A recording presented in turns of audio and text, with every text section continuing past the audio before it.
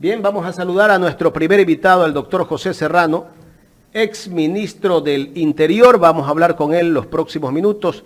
Doctor, buenos días, gracias por aceptar conversar con Ecuador en directo. Bienvenido.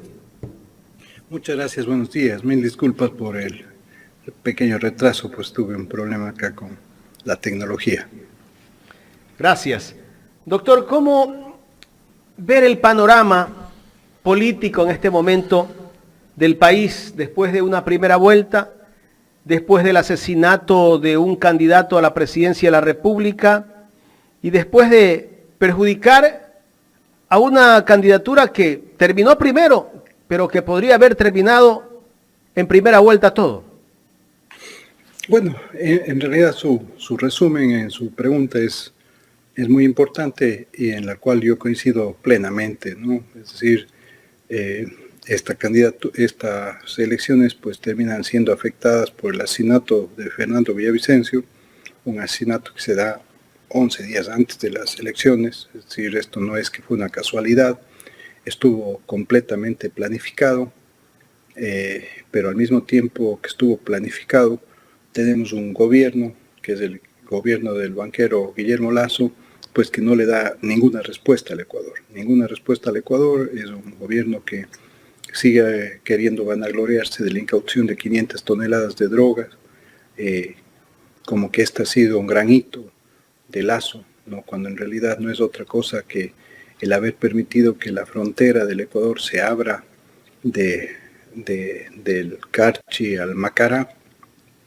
como se dice popularmente, y la droga puede ingresar por aire, por mar, por tierra, por absolutamente todo lado, y en lugar de ahora de traficarse la droga desde Colombia, pues se está traficando desde Ecuador. ¿Y por qué? Obviamente porque no tenemos gobierno, porque tenemos un gobierno que ha permitido el asesinato de Fernando Villavicencio, y digo lo ha permitido porque obviamente el gobierno y la Policía Nacional son las que estaban a cargo de la seguridad de Fernando Villavicencio, han permitido el asesinato de Rubén Cherres, que es nada más y nada menos que el socio de Danilo Carrera, el mejor amigo de Danilo Carrera, cuñado de Guillermo Lasso, y que están vinculados a la mafia albanesa.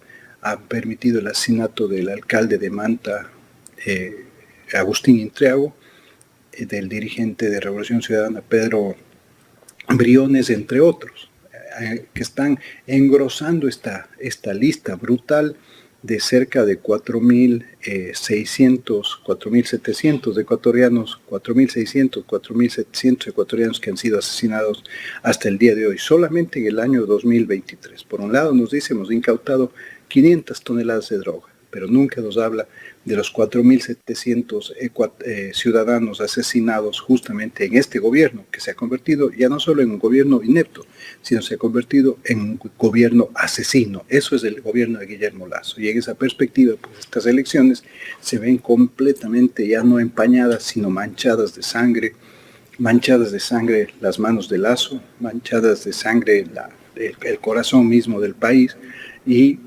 nosotros buscando una respuesta, es decir, buscando una respuesta que es que termine este gobierno y que volvamos a recuperar la paz, volvamos a recuperar la convivencia social pacífica. Y desde mi perspectiva eso no lo vamos a poder hacer ni con la novelería ni con la inexperiencia del candidato Daniel Noboa. Ese es mi criterio. Definitivamente a mí me preocupa mucho que las tres primeras propuestas del candidato Daniel Noboa hayan sido: la primera, crear, ¿qué va a hacer contra la inseguridad? Crear los jurados penales en el Ecuador. Jurados, ¿de qué nos va a resolver eso inmediatamente la inseguridad?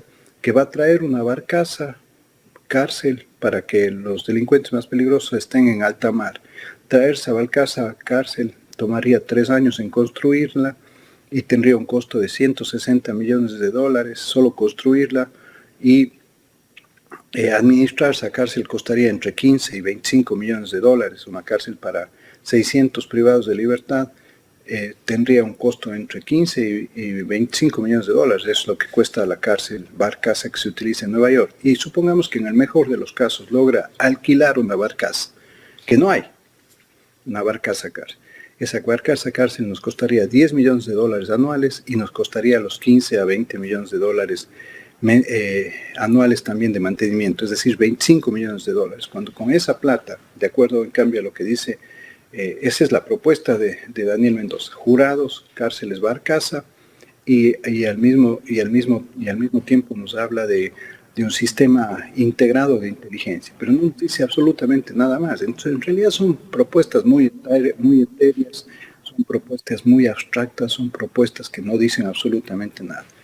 Y yo he hecho el análisis de la propuesta de Luisa González. Luisa González habla claramente de renovar completamente el sistema de videovigilancia de los centros de rehabilitación social, es decir, solamente poniendo inhibidores en las cárceles, usted ya resolvería el problema de esta comunicación permanente que han estado teniendo los delincuentes con el exterior, ¿no? Entonces creo que hay la dotación de la policía, la depuración de la policía y coordinar con el sistema judicial la depuración del sistema judicial, creo que son elementos completamente realizables y en los que sinceramente confío muchísimo más en la propuesta de Luisa González que en esta propuesta muy abstracta, muy novelera y que puede simplemente dejarnos en soletas, como se dice popularmente, a los ecuatorianos, que es la propuesta de Daniel Noboa, ¿no? Correcto, doctor Serrano. Analizando también justamente hace pocos minutos el plan de gobierno de Daniel Noboa, él plantea ajustar la edad de jubilación de los trabajadores y al mismo tiempo ajustar el pago de las pensiones mensuales que se hace a la Seguridad Social. Y hay una entrevista donde él justamente dice que Ecuador es uno de los países que tiene el salario más alto de la región. O sea, hay posibilidades tal vez de que se bajen los salarios y que se aumente la edad de jubilación. Imagínense, mientras el país este rato se debate en los niveles de violencia nunca antes visto en la historia, por responsabilidad de Romo, de Carrillo, de Moreno, de Lazo y de otros más, de estos dos gobiernos, resulta ser que el candidato ya nos habla de que en el Ecuador están ganando mucho sueldo. Entonces, ¿a quién les va a bajar los sueldos? ¿A los policías? ¿A los médicos? ¿A los profesores? A ellos se les va a bajar los sueldos, ¿no es cierto? Para volverle más competitivo al país, dice él que hay que justamente deprimir las condiciones de vida de los ecuatorianos para que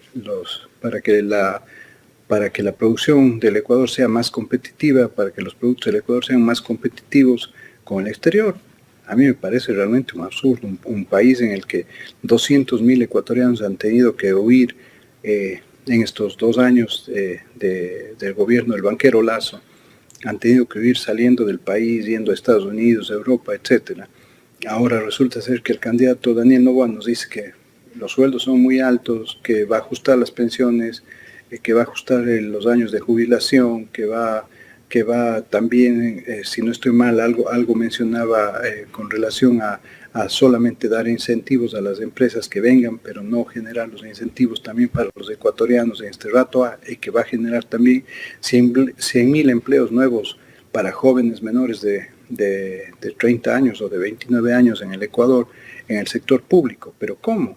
Sin los recursos del Yasuní, sin los 1.200 millones de dólares que ahora se van a tener que ajustar en el Yasuní, con la cárcel Barcaza que pretende construir, que va a costar 180 millones de dólares. En realidad se comienza a hacer esto una especie nos comienza a confundir en realidad el candidato, y eso es lo que a mí me preocupa. Es decir, no nos está dando con certeza y con claridad una vía por la cual vamos a resolver la inseguridad, vamos a resolver el tema del empleo y vamos a resolver los temas también de salud y de educación, que son los temas medulares. Entonces, en una propuesta desde mi perspectiva muy novelera, muy etérea, muy sin piso, muy novata, en realidad que creo que nos podría traer muchos más problemas en 18 meses a los ecuatorianos. No nos olvidemos que son solo 18 meses, es un año y medio los que va a tener que gobernar en este corto periodo, pues la nueva presidenta o el nuevo presidente. Y desde mi perspectiva, ojalá sea una nueva presidenta. En 18 meses, ¿qué se puede hacer, doctor? En 18 meses, por ejemplo, si usted cambia completamente el sistema de videovigilancia de las cárceles del Ecuador, pone los inhibidores de señal, inicia la depuración de la policía, sacando a los policías que están vinculados o que estarían vinculados al crimen organizado, y inicia el proceso de depuración de los jueces que han hecho, que también se han convertido de algunos jueces que se han convertido en cómplices del narcotráfico. Ya con eso hemos dado el primer paso para poner en orden la casa adentro. Y poner en orden la casa adentro va a ser el paso fundamental.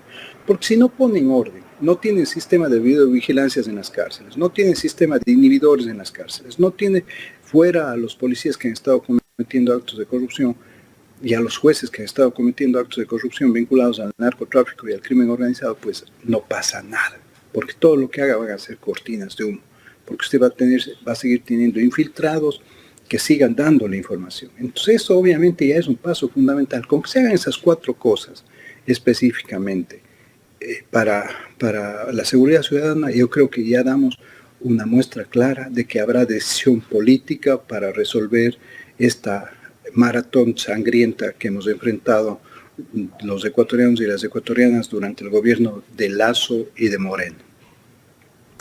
Estamos dialogando con el doctor José Serrano, ex ministro del Interior.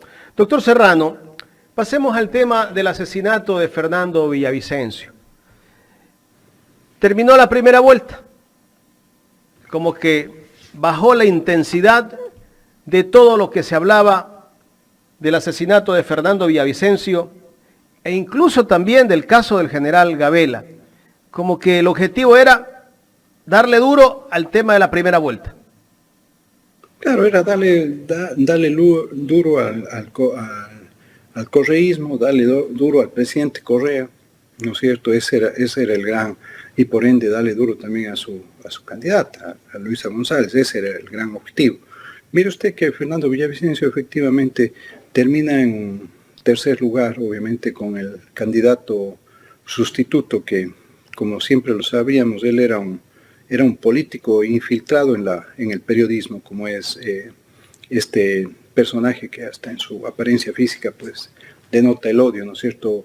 Cristian Zurita, ¿no? Termina en tercer lugar, pero a esos 11 días en la campaña de la primera vuelta, Villavicencio estaba como en el cuarto lugar, es decir, no iba a terminar ni segundo ni en primer lugar, entonces no había posibilidad de que gane en primera vuelta o que pase la segunda vuelta. Entonces, ¿qué quiere? ¿Hacia dónde quiero ir? ¿Qué quiero decir con este brevísimo antecedente?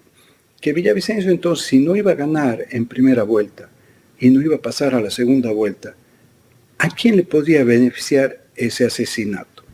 Solamente le podía beneficiar a los candidatos de Lasso, es decir, al propio Otto Sonnenhauser, le podía beneficiar al propio Topic, le podía beneficiar incluso al propio Daniel Noboa. ¿Y a quién le podía perjudicar? ¿Y a quién le perjudicó? Le perjudicó definitivamente a Luisa González.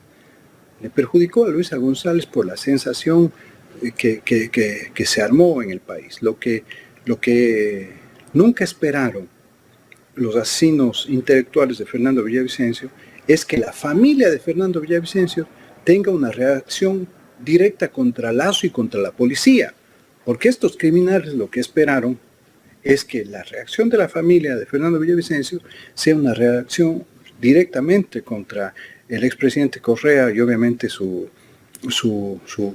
estructura política. Eso es lo que ellos esperaron y por ende que sea una reacción contra la candidatura de Luisa González. Pero esa reacción de la familia, de alguna manera, como que equilibró los sentimientos en el Ecuador. O sea, por un lado había la indignación de la muerte de Villavicencio, pero no lograron, los criminales no lograron directamente que hay un señalamiento contra el presidente Correa, obviamente y su movimiento, y en este caso contra Luisa González. Entonces, esto de alguna manera rompió con los planes que tenían estos asesinos intelectuales desde mi perspectiva, y ahora obviamente están en un serio problema. Están en un serio problema porque de llegar a ganar Luisa González, yo creo que es inminente que se logre una cooperación mundial importante para reforzar efectivamente el trabajo que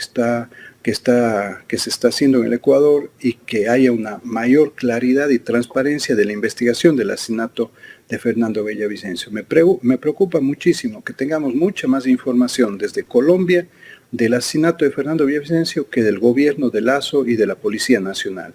Eso es preocupante. Ese silencio de Lasso y de la policía en el asesinato de Fernando Villavicencio es realmente muy grave. Más información hemos recibido estas últimas 3 semanas del asesinato de Fernando Villavicencio en Colombia por parte de actores externos como un ex asesor de Guillermo Lasso, también un general de la policía colombiana, que del propio gobierno y de la propia policía del Ecuador. Necesitamos definitivamente dar un giro sustancial en esa investigación, ¿no es cierto?, que se determine efectivamente los autores intelectuales del Lasso y no solo los intermediarios. Cuidado, lleguemos solo hasta los intermediarios, y que nos digan efectivamente la verdad. Como dijo el general Vargas, si ya sabían que esa banda criminal estaba operando en el Ecuador, el asesor de Lasso dijo esto: si ya sabían que esa banda criminal estaba operando en el Ecuador, ¿por qué no la desarticularon antes del asesinato de Fernando Villavicencio? Doctor Serrano, buenos días. Carla Aro le saluda. Justamente en todo este entramado de situaciones que giran en torno al asesinato de Fernando Villavicencio, el gobierno, yo creo que un poco para mostrarse abierto y que busca la verdad, pidió ayuda internacional. ¿Realmente con su experiencia usted cree que esta ayuda internacional nos dé algún resultado?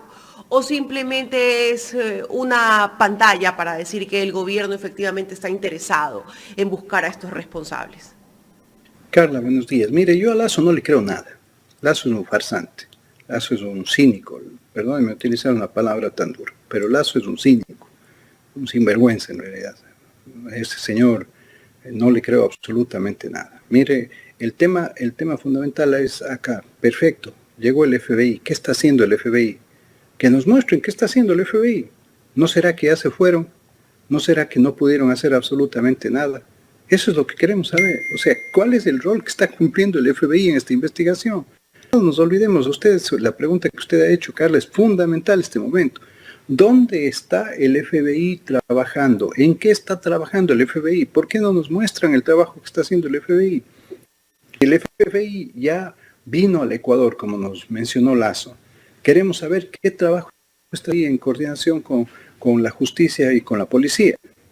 Eso es lo que necesitamos saber.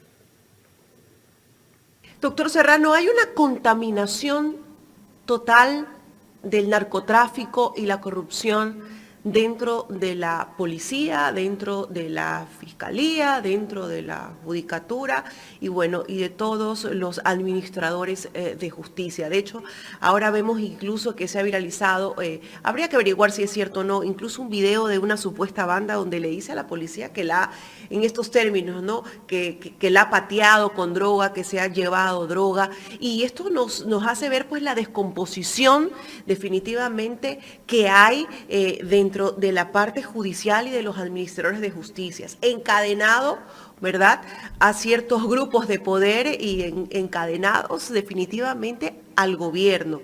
¿Podríamos entonces decir que necesitamos una depuración total de los administradores de justicia?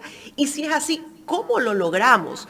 ¿Cómo viene un nuevo gobierno a hacer esa depuración?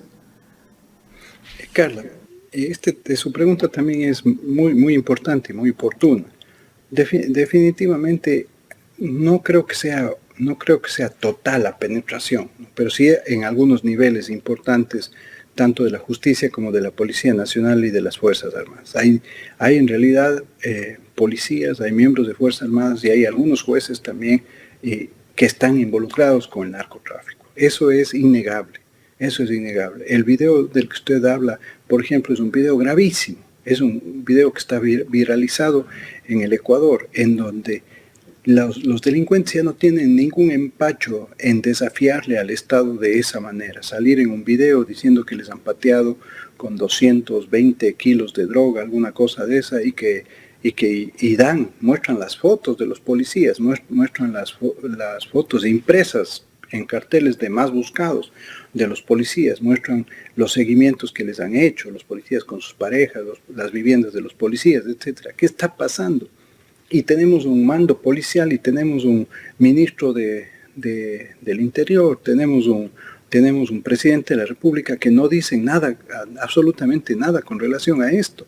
Absolutamente nada. Se dan la vuelta y ellos lo único que están preocupados es que gane el candidato que a ellos les interesa.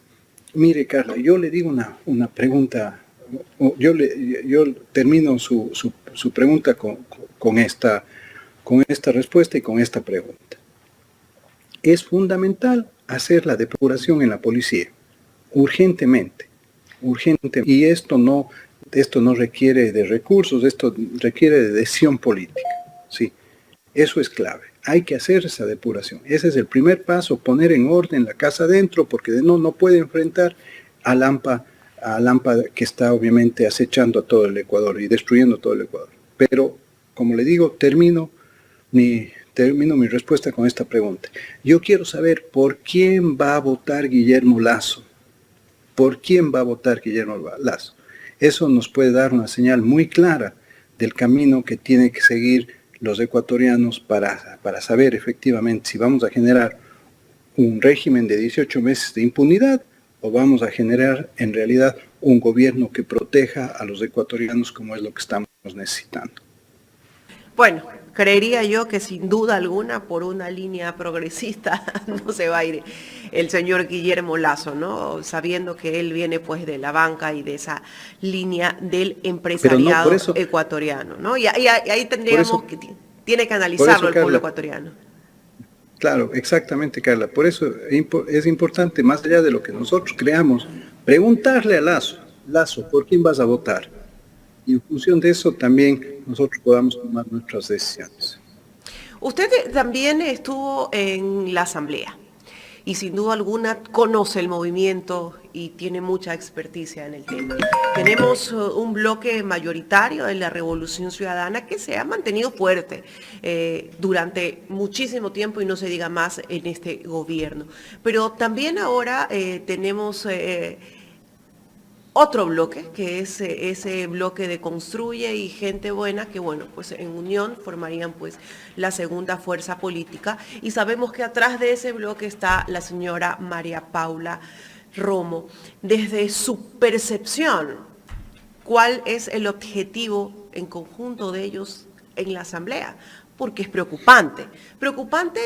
Vamos al caso de que Luisa González llegue a la presidencia de la República. Estoy seguro que van a ser opositores del gobierno, creería yo. ¿Cómo lo ve usted? Bueno, el grupo Construye en realidad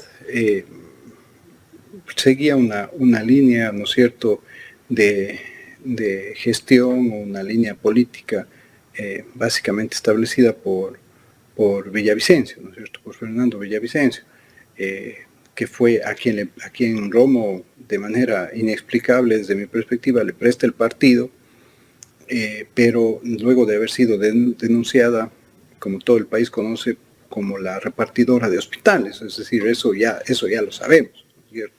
Entonces, este momento ella quiere apoderarse de, entre comillas, de una bancada que ya los propios dirigentes de Gente Buena han dicho que no lo van a permitir, Entonces, pero al mismo tiempo creo que puede haber gente muy sensata dentro de esta bancada, que van a ir entendiendo poco a poco que lo que se necesita es reconstruir el país y no destruir más el país. Obviamente que habrán otras personas que son completamente abnegadas de cualquier posibilidad de generar consensos, como la señora Ana Galarza, por ejemplo, que no es más que una reproducción de la señora Romo.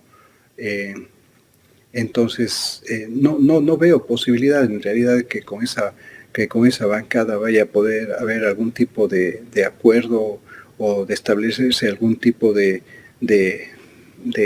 línea de tiempo y al mismo tiempo de planes programáticos en los cuales se vayan resolviendo los problemas del Ecuador. Pero no solamente no lo veo posible con Luisa González, no lo veo posible tampoco con Daniel Noboa, porque Daniel Noboa se va a ver en cambio sometido a un chantaje también de repartición, porque si está metida Romo ahí, la que va a negociar con Noboa, en caso de que Noboa gane la presidencia, va a ser obviamente Romo. Entonces, eso sin lugar a dudas, y obviamente porque yo he sido parte del gobierno del presidente Correa, fui parte del gobierno del presidente Correa. Bueno, se quedó la señal del doctor Serrano. Me avisa si todavía lo podemos tener unos 2-3 minutos más, Jorge, si se reconecta para ya irnos a la parte final de esta entrevista que tenía un interrogante al doctor José Serrano. Gracias a las personas que están conectadas, están activas, están escribiéndonos al canal principal de YouTube y al alterno. No se olviden de poner el like, que es importante para impulsar el trabajo que hacemos aquí en Ecuador en directo. Si no lo ha puesto, ponga en este momento su like. Gracias a la gente que siempre pone like y que siempre también nos colabora. Si usted puede hacer un super chat, en este momento utilice una tarjeta de crédito o de débito. Y si no tiene esa opción, pues hay un crowdfunding, hay una cuenta de ahorros donde usted también puede hacer su aporte. La cuenta de ahorros del Banco Internacional 8043-801. Me confirma mi estimado Jorge Icar. Ponga Carlita. Se está conectando nuevamente. Se está conectando. Esperemos que se conecte el doctor Serrano. Justamente hablamos ¿Cuál es la interrogante de la asamblea, ¿no? Y de cómo podía ser ese funcionamiento dentro de la asamblea. Yo veo de otro gobierno del reparto, mi estimada Carla, porque si es que llegase a ganar el señor Daniel Noboa Asín, la presidencia de la República, porque se han juntado todos para intentar apoyar al candidato de la derecha, al candidato de la banca, como lo hicieron cuando lo pusieron de presidente a Guillermo Lasso. Incluso creo que hasta el MPD ya está tomando decisiones y hacia allá apunta, ¿no? Partidos que dicen ser de izquierda, ¿no? Pero que al final no lo son. Los une siempre un interés. Entonces van a estar seguramente cercanos a esa candidatura. Daniel Noboa tiene 10 o 12 asambleístas. ¿Cuántos tiene? 12. 12. Para ser mayoría necesita ¿cuántos? 58. 58 asambleístas. ¿Cómo haces mayoría? Bueno, Construye, vendrá y dirá, bueno, yo me sumo a tu 22, propuesta. Con 22 asambleístas más. No, Construye creo que tiene 30. 30, ya tiene 30. O 31, ya. Es la segunda fuerza política. Suman 43. 18 de socialcristianos. Los socialcristianos, bueno, van a sumar, pero ninguno de esos bloques que se van a juntar para apoyar a Noboa lo van a hacer gratis. Lo van a hacer gratis. A ver, ¿qué me vas a dar? Yo necesito el ministerio tal, necesito seguramente María Paula Romo, necesito los hospitales. Doctor Serrano, disculpe que se cortó la comunicación. Sí. Yo le decía a Carla y hacíamos un comentario. ¿Cómo va a ser este gobierno si es que llegase a ganar Daniel Noboa para gobernar? Porque él tiene solamente 12 asambleístas. ¿Sería un nuevo gobierno del reparto? Mire, yo en realidad, como le decía, creo que el gran riesgo que corre nuevamente el Ecuador es que Romo esté al frente de esta bancada que ha obtenido aproximadamente o de esta fuerza política que ha obtenido como 30 asambleístas, ¿no es cierto? Entonces, eso representa un número importante de asambleístas y creo que es imposible en realidad para un gobierno sentarse a conversar con Romo. Sentarse a conversar con Romo seguramente será el reparto de los hospitales, será seguramente que les resuelvan los problemas judiciales por la masacre por la masacre y el crimen de lesa humanidad y los crímenes de lesa humanidad que cometieron conjuntamente con Carrillo, que entre paréntesis asambleísta por esa bancada y que para buena suerte del país, pues él no va a poder ser asambleísta porque fue censurado y destituido de su cargo y por lo tanto no podrá ejercer función pública durante 2 años, ¿no es cierto? Creo que desde el año pasado. Entonces, en realidad, imagínense lo que es para el Ecuador sentarse a conversar con esa bancada. Esa no va a ser una conversión de manera transparente, esa va a ser una conversión siempre de toma y daca. Entonces, en esa perspectiva, yo lo que creo es que se requiere una gran habilidad política. Lastimosamente, esa habilidad política no la veo, y una gran experiencia política. Ni esa habilidad ni esa experiencia política la veo reflejada en Daniel Noboa. Entonces, obviamente, eso es un tema que hay que analizarlo a profundidad. Veo que en realidad él está hablando de, por ejemplo, convocar a una consulta popular en 90 días para los temas de seguridad ciudadana. Si el Ecuador no aguanta un día más, una hora más, un segundo más con inseguridad, lo que necesitamos es que venga una presidenta de la República y comience a resolver los temas de inseguridad ese mismo momento, no en 90 días. En 90 días no vamos a sacar absolutamente nada. En 90 días pueden matar, como en este gobierno, a 2.000, a 3.000 ecuatorianos más.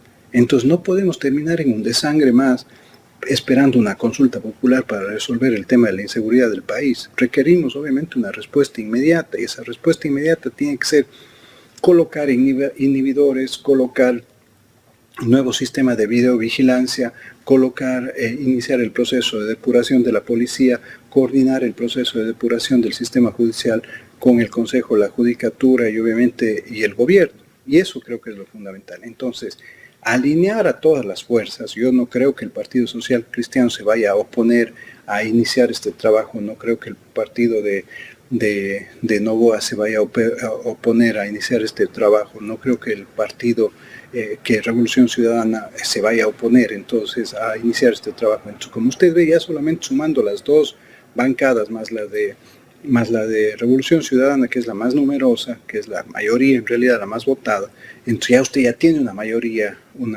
absoluta, ¿no es cierto?, sobre la cual puede comenzar a resolver temas fundamentales, como va a ser el respaldo, por ejemplo, a la depuración de la policía, de las Fuerzas Armadas y de los jueces. Entonces, esto creo que son los temas claves. Pero esto no se puede hacer, desde mi perspectiva, insisto, con novelería y sin experiencia. Esto hay que hacer, y que es lastimosamente un tema que adolece la candidatura de Daniel Noboa. Esto hay que hacerlo con mucha determinación política y con mucha decisión y también con mucha experiencia, que creo que sí es la que tiene en este caso Luisa González. Doctor, usted esta semana o la semana pasada en su cuenta de Twitter puso un mensaje donde lo desafía a Jan Topic. ¿Usted se mantiene con ese desafío que le hizo? Un desafío es una verdad, ¿me entiende? Aquí no estamos para seguir construyendo este país de machistas, ¿no? El país de los que usted viene justamente a sentir afectada su hombría de bien y ese tipo de cosas. No, esta en realidad es una verdad. No puede ser que un individuo, ¿no?, a quien le conozco, justamente por haber recibido él y su padre en sus cuentas $13.5 millones de corrupción de Odebrecht, no puede ser que ese tipo nos venga a decir que nosotros en el gobierno habríamos negociado con las bandas criminales o con los choneros. Ese tipo no sabe absolutamente nada del Ecuador. Él es un mercenario en realidad, y el concepto de mercenario está claramente marcado en la ley y en la Constitución. Entonces, está claramente marcado, en los diccionarios, en el de la Real Academia y en cualquier otro diccionario. Entonces, un mercenario en realidad es quien cobra para matar, quien cobra por matar. O sea, va de misiones de país en país, pero para matar, ya sea para hacer operaciones especiales o lo que sea, pero es para matar, cobra para matar. Entonces, un mercenario que nos venga a nosotros a decir que nosotros habríamos negociado con bandas criminales para pacificar el Ecuador, que nos muestre las pruebas.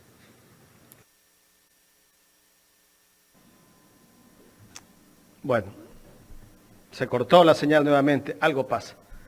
Me avisa Jorge. para Hola. ya conectarlo a la parte final al doctor. Hola. Se cortó la señal, doctor. Creo que sí. Continúe. Sí, creo que se cortó. Sí, continúe. Sí. Entonces, que nos muestre las pruebas, eso es todo. Yo, justamente eso es lo que le planteo a Topic. Aquí no es cuestión de venir a hablar por hablar y decir cualquier barbaridad y cualquier infamia en contra de un movimiento político y de los funcionarios que nos jugamos todo por el todo en su momento por la seguridad ciudadana del país. Entonces, yo le hago este desafío, pero también le hago le conmino a Topic para que él pruebe que efectivamente así fue. Así como yo le digo que yo también le puedo demostrar a él que los fondos de esos 13 millones de dólares sí fueron depositados en sus cuentas y que él con el gobierno de Moreno, con Romo, hicieron que la justicia se tuerza para no mandarles a la cárcel. Correcto. Doctor, quiero agradecerle por haber aceptado conversar con Ecuador en directo. Muchas gracias y vamos a mejorar la señal desde acá pues para que estos cortes no se vuelvan a dar, ¿no? Gracias. El doctor José Serrano, ex ministro del Interior. Hemos conversado sobre la coyuntura política, tema de inseguridad que es importante hablar con personas que estuvieron a cargo de la seguridad de este país y que estuvo mejor, Carla.